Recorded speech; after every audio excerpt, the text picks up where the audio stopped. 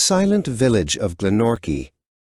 It was July 12, 1974, a morning that began with a heavy mist rolling off the Scottish hills into the village of Glenorchy.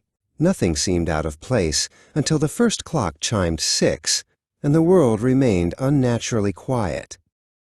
The baker opened his shop, the smell of fresh dough filling the air.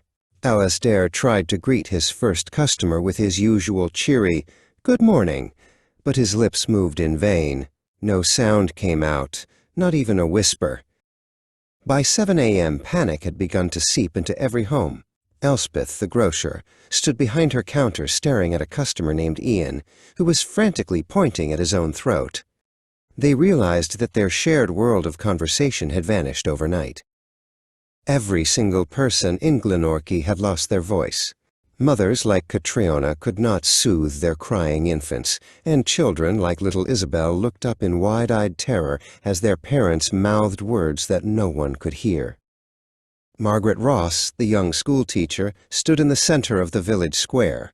While others wept in silence, she watched the air, sensing a presence that didn't belong. She was a woman of logic, but logic was failing her now.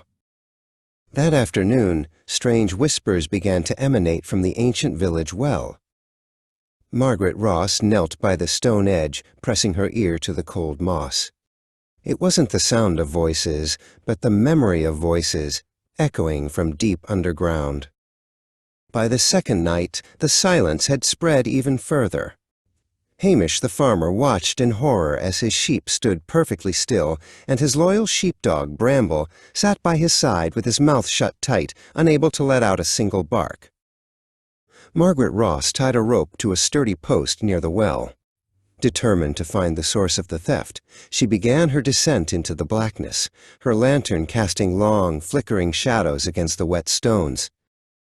The whispers grew louder and clearer the deeper she went.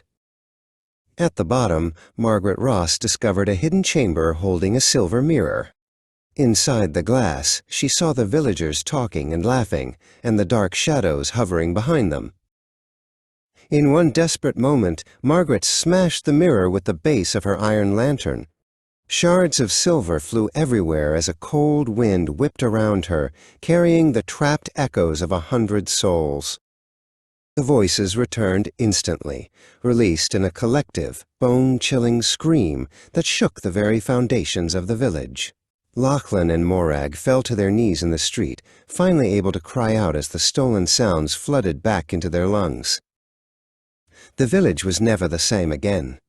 Now, every July 12th, Glenorchy falls into a perfect 24-hour silence to honor the day the voices were stolen. What would you do if tomorrow morning you woke up and your voice was gone forever? Comment your answer right now.